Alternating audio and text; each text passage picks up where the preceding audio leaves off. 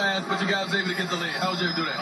We've been having slow starts, man, but for us, D-Wade, it's about how we finish. Now we started to get more aggressive at the end of the first quarter. Kept picking up our defense, and we kept going. What is it to say about this team when you have a superstar out and guys just come and step up? What does it say about this team? When you have a superstar like Wow out, everyone has to pick it up. Norris Cole did a great job of coming in, giving us a big boost. Mike Miller hit 2 threes to start the game out, man. So anytime we got a superstar, big-time superstar, Hall of Fame guy out, guys got to step up. All right, well, as you see, that was Dwyane Wade interviewing LeBron after the Heat extended their winning streak to 26. And you saw Bosh, he tried to get in there and involve himself. Now, what did you think of that? Was it funny or was it just kind of sad, in your opinion, Skip? Terry and Stephen A., I mostly thought it was sad. I felt sorry for Chris Bosh. I've come to respect Chris Bosh because he did come up here a couple of years ago to Bristol, Stephen A., and he certainly earned my respect then. But if you watch this carefully and you watch the whole interview, it's painful because even though Chris has earned LeBron and Dwyane Wade's respect on the court, I don't think he has earned their respect off it. So he tries to interject.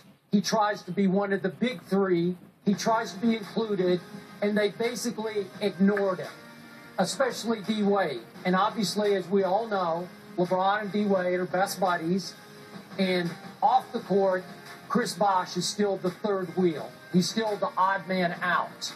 And it's sad to watch Stephen A. because I think he's earned a little better than that on the floor. If he was a member of the big three, they should have turned to him and included him in the revelry. They were just having fun. And Dwyane should have asked Chris Bosh a question also. But that's not how they're going to play that off-the-court game. Stephen A., it looked to me like Dwyane Wade was really just trying to focus on the interview, and he might have been a little nervous. I didn't get that they didn't get along. What's your take on it? Well, surprise, surprise, Kerry Champion. What you saw is what I saw, and everybody else in America saw. That is not true. You don't know that. Go figure. Come on, Skip. Come on, man. Come on now. Stephen A. Open your eyes. You got to wake up. Dwyane Wade is no reporter. Dwyane Wade certainly hasn't been in that position before where he's sitting there holding a microphone and asking somebody questions for something that's being carried live on the airwaves. You saw that LeBron was affected by it. LeBron was laughing at it. He certainly got LeBron's attention. He was trying to serve as a distraction, and Dwyane Wade wasn't going for it because Dwyane Wade is concentrating on what he's doing. Now, that doesn't, and by the way, understand the preface of this conversation.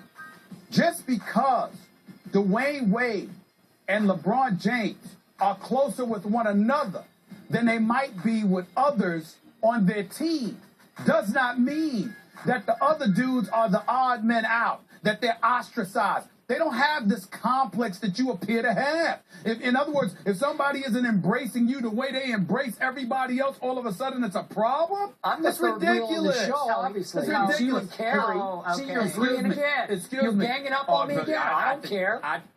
Listen, who spends more time with Kerry in studio? You or me? Stop it. The point that I'm trying to make to you is you need to just stop being so. You stop looking for stuff all the time. Hold on, Mr. Heat Insider. Let me ask you a question. Inside the Miami Heat, does Chris Bosh hang with D. Wade and LeBron? Does he socialize? Does he pal around with them after practice? Occasionally. Wrong. Occasionally. Yeah. Listen. Are you saying, hold on, you have factual evidence that they never hang together? Ever? Do you have factual evidence? Yes, I'm asking you. You're the Heat Insider.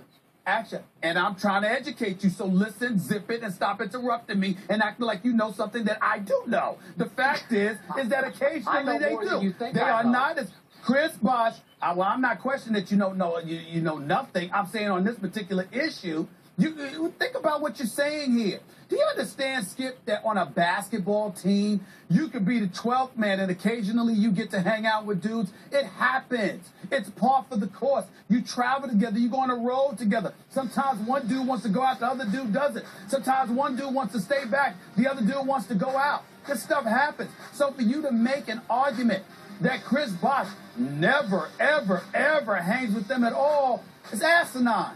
That makes no sense. Of course they do, occasionally. It's just that nobody is as close as D-Wade and LeBron are to one another. But that doesn't mean that Chris Bosh is some odd dude out. By the way, Chris Bosh is also a newlywed, very happily married, and chooses to go home and spend time with Dwight.